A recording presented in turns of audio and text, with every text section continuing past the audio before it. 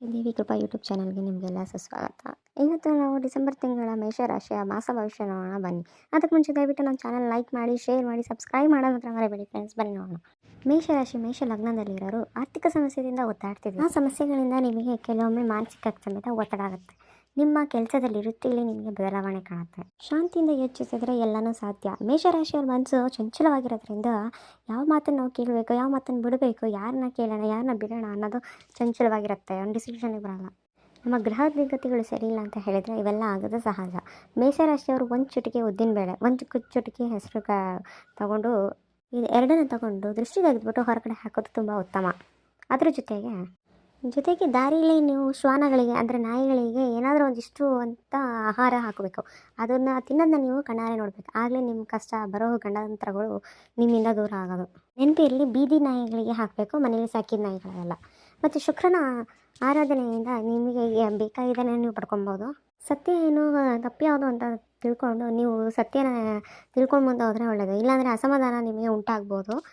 ಆದರೆ ವೃತ್ತಿಯಲ್ಲಿ ನೀವು ಸ್ವಲ್ಪ ಬದಲಾಯಿಸ್ಕೊಳ್ಬೇಕು. ಬೇಡಗಳನ್ನು ನೀವು ಸ್ವಲ್ಪ ಚೇಂಜ್ ಮಾಡ್ಕೋಬೇಕು. ಅದಕ್ಕೋಸ್ಕರ ಶ್ರೀ ಮಹಾಲಕ್ಷ್ಮಿಯನ್ನು ಪ್ರಾರ್ಥನೆ ಮಾಡಿ. ಶ್ರೀ ಸೂಕ್ತ, ದೇವಿ ಸೂತ್ರ ಅಥವಾ ದೇವಿಯ ಒಂದು ದೀಪ ನಮಸ್ಕಾರ, ದೇವಿಯ ಖಡ್ಗಮಾಲ, ಈ ತರಹ ಪರಿಹಾರಗಳನ್ನ ಮಾಡೋದ್ರಿಂದ ನಿಮಗೆ ಒಂದಿಷ್ಟು ಲಾಭಗಳು ಉಂಟಾಗುತ್ತೆ. ಕುಟುಂಬದ ಹಿರಿಯರ ಜೊತೆಗೆ ಒಂದಿಷ್ಟು ನೀವು ಪ್ರೀತಿಯಿಂದ ಹೆಜ್ಜೆ ಮುಂದೆ ಹಾಕ್ಬೋದು. ಒಂದಿಷ್ಟು ಮಾನಸಿಕ ಒತ್ತಡಗಳಿರುತ್ತೆ. ಏನೋ ಕಳ್ಕೊಂಡಿದ್ದೆ ನಾನು, ಇಲ್ಲ ನನಗೆ ತುಂಬ ಹತ್ತಿರವಾದವ್ರು ಯಾರು ದೂರ ಆಗಿದ್ದಾರೆ, ಏನೋ ಆಗಿದೆ, ಆ ಥರ ಇಲ್ಲದ ಬಲ್ಲದ ಚಿಂತೆಗಳೆಲ್ಲ ನಿಮಗೆ ಒಂದು ಮಾನಸಿಕ ಒತ್ತಡವಾಗಿ ಬಂದಿರುತ್ತೆ. ಮನಸ್ಸಿಗೆ ಏನು ಆಗ್ತಾ ಇದೆ ಅನ್ನೋದು ನಿಮಗೆ ಗೊತ್ತಿರೋದಿಲ್ಲ. ಮನಸ್ಸು ತಳಮಳದಲ್ಲಿರುತ್ತೆ. ಒಂದು ನಿರ್ಧಾರ ತಗೊಳ್ಳೋಕ್ಕೆ ಅದರಲ್ಲಿ ಆಗ್ತಾ ಇರಲ್ಲ. ಇದಕ್ಕೆ ಪರಿಹಾರ ಮಾಡಬೇಕಂದ್ರೆ ಒಂದು ಚುಟಿಕೆ ಉಪ್ಪು ದಕ್ಷಿಣ ಕಡೆಗೆ ತಿರುಗಿ ನಿಂತು ದೃಷ್ಟಿ ತೆಗೆದುಬಿಟ್ಟು ಯಾವ್ದಾದ್ರು ಹಸಿರು ಗಿಡಗಳ ಮೇಲೆ ಹಾಕಿ. ನೆಲದ ಮೇಲೆ ಹಾಕಬೇಡಿ, ಗಿಡದ ಮೇಲೆ. ಮತ್ತು ಅಥವಾ ಸಣ್ಣ ಮಕ್ಕಳಿಗೆ ಮತ್ತು ವಯಸ್ಸಿಗರಿಗೆ ನೀವು ಸ್ವೀಟ್ಸು, ಹಣ್ಣು, ಹಂಪಲು ಏನಾದ್ರು ಕೊಟ್ಟು ಅವ್ರ ಕೈಯಿಂದ ಆಶೀರ್ವಾದ ತಗೊಳ್ಳಿ. ಸಣ್ಣ ಮಕ್ಕಳು ಅಂದರೆ 5 ವರ್ಷದಿನ ಒಳಗಿನ ಮಕ್ಕಳು. ಅವರ ಆ ಖುಷಿನ ನೀವು ನೋಡ್ತೀರಲ್ಲ, ಅದೇ ನಿಮ್ಮ ಅರ್ಧ ದುಃಖಗಳನ್ನು ದೂರ ಮಾಡುತ್ತೆ.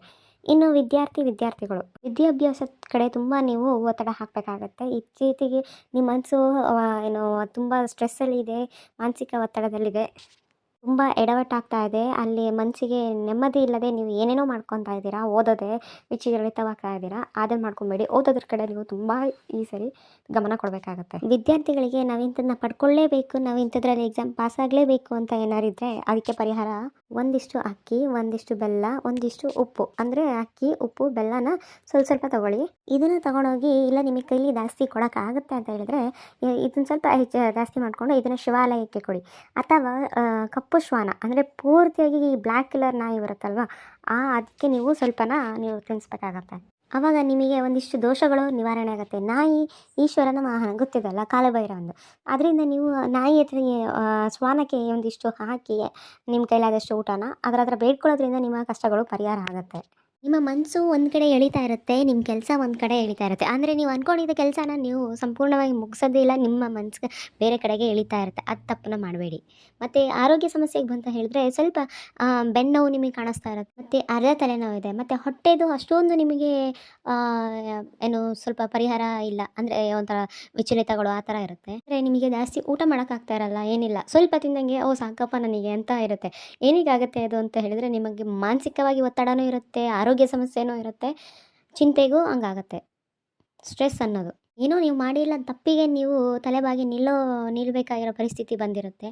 ಅಂದರೆ ಕೆಲವೊಮ್ಮೊಮ್ಮೆ ನಾವು ಬಿದ್ರೂ ಮೀಸೆ ಮಣ್ಣಾಗಿಲ್ಲ ಅಂತ ಹೇಳ್ತಾರಲ್ಲ, ಹಾಗೆ ಪ್ರತಿಯೊಂದು ಸಮಯನೂ ನಾವು ಹೇಳ್ದಂಗಿರೋದಿಲ್ಲ ಅಲ್ವಾ. ಪ್ರತಿಯೊಂದು ಸಮಯದಲ್ಲಿನೂ ಒಂದೊಂದು ಚೇಂಜಸ್ ಇರುತ್ತೆ. ಆ ಥರ ಗ್ರಹಗತಿಗಳು ಚೇಂಜ್ ಆಗಬೇಕಾದ್ರೆ ನಿಮ್ಮ ಮನಸ್ಥಿತಿ ಸಮೇತ ಚೇಂಜ್ ಆಗುತ್ತೆ, ಚಂಚಲ ಆಗುತ್ತೆ. ಅದನ್ನು ನೀವು ಆದಷ್ಟು ಹಿಡಿತದಲ್ಲಿ ಇಟ್ಕೊಳ್ಳಿ. ನೀವು ಅಂದ್ಕೊಂಡಿದ್ದ ಕೆಲಸ ಯಾವತ್ತೂ ನೆರವೇರಬೇಕು ಅಂತ ಹೇಳಿದ್ರೆ, ಮನೆಯಿಂದ ಹೊರಡೋ ಟೈಮಲ್ಲಿ ಏನಾದ್ರು ವಿಶೇಷ ಕೆಲಸಕ್ಕೆ ಹೋಗ್ತಾ ಇದ್ದೀರಾ, ಆ ಟೈಮಲ್ಲಿ ಇಲ್ಲ ಏನೋ ಒಂದು ಮನಸ್ಸು ವಿಚಲಿತ ಆಗ್ತಾಯಿದೆ ಅಂತ ಹೇಳಿದಾಗ ಮನೆ ದೇವರನ್ನು ನೀವು ಪ್ರಾರ್ಥನೆ ಮಾಡ್ಕೊಳ್ಳಿ. ಮನೆ ದೇವ್ರ ಹತ್ರ ಈ ಥರ ಸಂಕಲ್ಪ ಮಾಡ್ಕೊಳ್ಳಿ, ಎಲ್ಲ ಸರಿಯಾಗುತ್ತೆ. ಉದ್ಯೋಗ ಕ್ಷೇತ್ರದಲ್ಲಿ ನೀವು ಸ್ವಲ್ಪ ಅಭಿವೃದ್ಧಿ ಕಾಣಿಸ್ತೀರಾ. ಭೂಮಿ ಸಂಬಂಧಪಟ್ಟ ಕೆಲಸದಲ್ಲಿ ನಿಮಗೆ ಯಶಸ್ವಿಗೊಳ್ತೀರಾ. ನೀವು ಅದರಲ್ಲಿ ಸ್ವಲ್ಪ ಇಂಟ್ರೆಸ್ಟ್ ಇರುತ್ತೆ. ಮತ್ತು ಯಾವುದೋ ಒಂದು ಇಂಪಾರ್ಟೆಂಟ್ ವಿಷಯಕ್ಕೆ ನೀವು ಈ ತಿಂಗಳು ನೀವು ಸಹಿ ಹಾಕಲಿದ್ದೀರಾ. ಮತ್ತು ವಿಶೇಷ ಪ್ರಯಾಣಗಳು, ವಿಶೇಷ ಕೆಲಸಗಳು ಮಾಡಲಿದ್ದೀರಾ. ಹೊಸ ಸ್ನೇಹಿತರು ಸಿಗೋದು, ಹೊಸ ಸಂಬಂಧ ಸಿಗೋದು, ಆ ಥರದ್ದೆಲ್ಲ ನಿಮ್ಮಲ್ಲಿದೆ. ಇದನ್ನೆಲ್ಲ ನೀವು ಉಳಿಸ್ಕೊಬೇಕು ಅಂತ ಹೇಳಿದ್ರೆ ನಿಮ್ಮ ಮನೆ ಹತ್ತಿರದಲ್ಲಿ ಎಲ್ಲಿಯಾದರೂ ಬಿಳಿ ಎಕ್ಕದ ಹೂವಿನ ಗಿಡ ಇದ್ದರೆ ಅದರಿಂದ 11 ಹೂಗಳನ್ನ ಕಿತ್ಕೊಳ್ಳಿ. ಆ 11 ಹೂವನ್ನ ಕಿತ್ಕೊಬಂದ್ಬಿಟ್ಟು ನಿಮ್ಮ ಮನೆ ದೇವರಿಗೆ, ಕುಲದೇವರಿಗೆ ಇಲ್ಲ ಅಂತ ಹೇಳಿದರೆ ಗಣಪತಿಗೆ ನೀವು ಅದನ್ನು ಅರ್ಪಿಸಬೇಕಾಗತ್ತೆ. ಆ ಥರ ಅರ್ಪಿಸೋದ್ರಿಂದ ನೀವು ಅಂದ್ಕೊಂಡಿರೋ ಕೆಲಸಗಳು ನಿಮಗೆ ಸಕ್ಸಸ್ ಆಗುತ್ತೆ. ಗಣಪತಿಗೆ ನಿಮಗೆ ಮನೆ ದೇವರಿಗೆ ಆಗಿಲ್ಲ ಅಂದರೂ ಗಣಪತಿಗೆ ಇಲ್ಲಾಂದರೆ ಈಶ್ವರನಿಗೆ ಅರ್ಪಿಸ್ಬಿಟ್ಟು ನೀವು ಅಂದ್ಕೊಂಡಿರೋ ಕೆಲಸಗಳು ಸಕ್ಸಸ್ ಆಗಲಿ, ಏನು ಅಡಚಣೆ ಆಗ್ತಾ ಇದೆ ಎಲ್ಲ ಸರಿಯಾಗಲಿ, ಬಿಸ್ನೆಸ್ಸೇ ಆಗಲಿ ಮತ್ತೊಂದೇ ಆಗಲಿ ಅಂತ ಅಂದ್ಕೊಂಡು ಮಾಡಿ ಎಲ್ಲ ಒಳ್ಳೆಯದಾಗುತ್ತೆ. ಮತ್ತು ಭೂಮಿ ಕೆಲಸದಲ್ಲಿ ನೀವು ಏನೇ ಚಿಂತನೆ ಮಾಡಿದರೂ ಅದರಲ್ಲಿ ನೀವು ತುಂಬ ಯಶಸ್ವಿಗೊಳ್ತಾ ಇದ್ದೀರಾ, ಗೊಳಿಸ್ತೀರಾ. ಆದರೆ ಅದ್ರ ಬಗ್ಗೆ ಸ್ವಲ್ಪ ಏನೇ ಕೆಲಸ ಮಾಡಿದ್ರೂ ಸಾವಿರ ಸಾರಿ ಯೋಚನೆ ಮಾಡಿ ನೀವು ಅದನ್ನು ಮಾಡಿ. ಅಂದರೆ ಒಂದು ಮಾತು, ನೀವು ಯಾವುದೇ ವಿಷಯಕ್ಕೂ ನೀವು ಕೋಪ ಮಾಡ್ಕೊಳ್ಳೋದೆ ಯೋಚನೆ ಮಾಡಿ ಮಾಡಬೇಕಾಗುತ್ತೆ. ಕೋಪನ ನಿಮ್ಮ ಕೈ ಕೊಟ್ಟರೆ ಎಲ್ಲ ಎಡವಟ್ಟಾಗುತ್ತೆ. ಕೋಪ ಇಲ್ಲದೆ ನೀವು ಆಲೋಚನೆ ಮಾಡಿದ್ರೆ ಎಲ್ಲದರಲ್ಲೇ ಯಶಸ್ವಿಗೊಳ್ತೀರಾ. ಮಾಡೋ ಕೆಲಸನ ನೀವು ಬಾಯಿ ಬಿಟ್ಟು ಎಲ್ಲರ ಹತ್ರ ಬಡಬಡ ಅಂತ ಏನು ಹೇಳೋಕೆ ಹೋಗ್ಬೇಡಿ. ಒಂದಿಷ್ಟು ಕೆಲಸಗಳನ್ನ ನೀವು ಗುಪ್ತವಾಗಿ ಮಾಡಿದರೆ ಅದರಲ್ಲಿ ಯಶಸ್ವಿಗೊಳ್ತೀರಾ. ಮತ್ತು ಬುಧನ ಆಸ್ಥಾನವು ತುಂಬ ಚೆನ್ನಾಗಿದೆ. ನಿಮ್ಮಿಂದ ಯಾರು ಶತ್ರುವಾಗಿ ದೂರ ಆಗಿದ್ರು ಅವರು ನಿಮ್ಮ ಹತ್ರ ಮಿತ್ರರಾಗಿ ವಾಪಸ್ ಬರೋ ಟೈಮ್ ಹತ್ರ ಬಂದೇ ಬರ್ತಾರೆ. ಎಲ್ಲ ದೇವರ ಇಚ್ಛೆಯಂತೆ. ಅದ್ರ ಜೊತೆಗೆ ನೀವು ಯಾವುದನ್ನೇ ಪ್ರಾರ್ಥನೆ ಮಾಡಬೇಕಾದ್ರೆ ದೇವಸ್ಥಾನ ಹೋದಾಗ ನಿಮಗೆ ಹತ್ತಿರದಲ್ಲಿ ದೇವಸ್ಥಾನ ಇದೆ ಅಂದರೆ ಅಶ್ವತ್ಥಕಟ್ಟೆಯಲ್ಲಿ ನೀವು ಪ್ರಾರ್ಥನೆ ಮಾಡೋದನ್ನ ಮರಿಬೇಡಿ. ಮೂಲತೋ ಬ್ರಹ್ಮರೂಪಾಯ ಮಧ್ಯತೋ ವಿಷ್ಣುರೂಪಿಣಿ ಅಗ್ರಥ ಶಿವರೂಪಾಯ ವೃಕ್ಷಾಯ ರಾಜೇತೋ ನಮೋ ನಮಃ ನನ್ನ ಮಾತ್ರ ಮರಿಬೇಡಿ. ಮತ್ತು ಯಾವುದೇ ಕೆಲಸ ಮಾಡೋಕ್ಕೆ ಮುಂಚೆ ನೀವು ಮನೆಯಿಂದ ಆಚೆ ಹೋಗೋಕ್ಕೆ ಮುಂಚೆ ಹಿರಿಯರ ಆಶೀರ್ವಾದ, ದೇವರ ಆಶೀರ್ವಾದ ನೀವು ಪಡ್ಕೊಂಡು ಮನೆಯಿಂದ ಆಚೆ ಹೋದರೆ ಎಲ್ಲದರಲ್ಲಿ ನೀವು ಯಶಸ್ವಿಗೊಳ್ತೀರಾ. ಒಳ್ಳೆಯದಾಗಲಿ, ಒಳ್ಳೆಯದು.